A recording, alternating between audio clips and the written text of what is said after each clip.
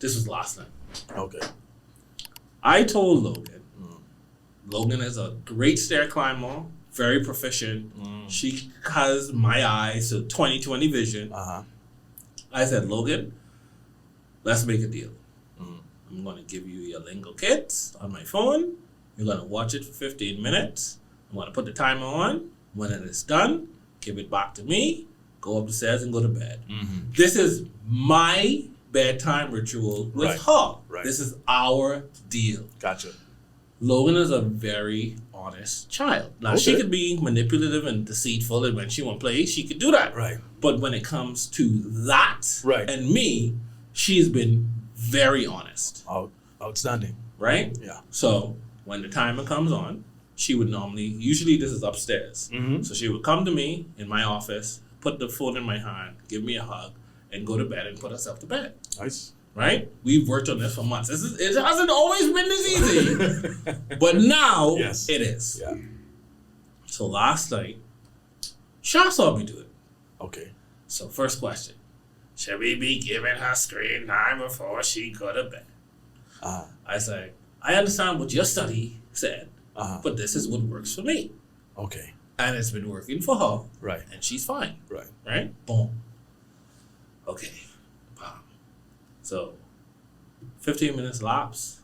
Oh, she said, you sure Logan is going to give you the phone? She ain't turn it off and, lie or whatever. I said, she's an honest kid. She's going to give it to me. This is my faith in my child. This is me in this frequency, in this realm, putting the positivity on there that I'm going to reap. Right. Bam. Logan gives me the phone when the timer is up. And she gives me my hug. And she is making her way to the steps to climb.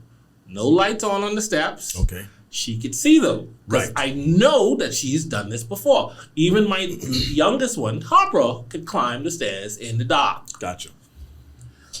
So, before Logan takes the first step, Jay, don't send her upstairs because the light ain't on. She can fall. She can't see. I said, why did you do that? You literally just gave her an excuse not to climb the stairs and follow through on this deal. Logan pauses. I say, Logan, go upstairs. I can't. Why can't you? Wow. Because it's too dark and I need mommy to carry me up the stairs. Wow. I said, see what you just did? Because you disrupted flow and ritual, you've enabled her with an excuse that never existed. Right. She put that fear and that danger in her. And now she's aware of it, like, hold on, wait a minute, there is no light. When beforehand, she would just go about her business and go and do it. And so that's very interesting. So mothers, unfortunately, because of their place in society and all the perils and all the trauma and all that stuff, they transfer their traumas onto their children. Right. Very easy. Unfairs. You know what I mean? And I've seen it. Because you want to see what your partner will look like in a couple of years, in the golden years when you're supposed to be in picket fence. Look at their mothers, look at their Grammys. Not from a physical standpoint. I know. But look from a mental standpoint. Yeah. And then when they tend to be... And you have to fight it. And they tend to be more safe too. They want to be extra safe. And they end up smothering the kids on not letting them branch out and do certain things. And the kids don't discover their true potential, what they can do, because they tend to keep them in this little box because they're so fearful of what's going to happen. It's like with me and my son, right? He will move around in the dark with no problem. And I will never, ever try and scare him in the dark or try and make him afraid of the dark. Right. Now, it could be because my son is autistic. Okay. He has autism. So it could be that maybe a factor, but when I tell you he will move around with no light, with no problem, no kind of fear. They have great vision in the dark. Yeah. And I keep it like that. Right. I ain't trying to put no fear in him. I don't ever want him to be afraid of the dark or afraid of stuff like that. And so we tend more to push the bounds or push the limits, because it is a balance. And it's not saying that it's a bad thing that mothers have this tendency, right? Because that is needed. Because if you leave it to us, we may go too far.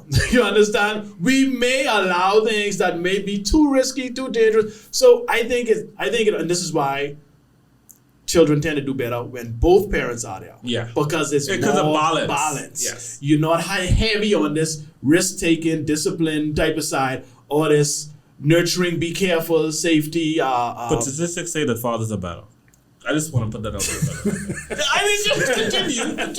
Just want to know. Because discipline and accountability is important in life. That's what's going to really get you through this life. Yeah. Accountability, discipline. You understand? And so if that's lacking, that's where you have those instances where people breaking the laws, doing things they shouldn't do, getting pregnant early or whatever it is. But I think it is a balance when the two people are together and on one accord, that she brings that nurturing, careful, you know what I mean, part of it, and you bring that. Let them live, let them be, let them take the risk, and that discipline, that 15 minutes, bring me the phone. No negotiating. When the 15 minutes up, bring my phone, please. You go into bed. Right. And see, what mothers may tend to do is the child may, tug on their little heartstring, give some kind of excuse or manipulate them to a way where they get, okay, 5 more minutes or a little more time, and it's not that consistent discipline or practice. Right. And so maybe, that's why those numbers are what they are.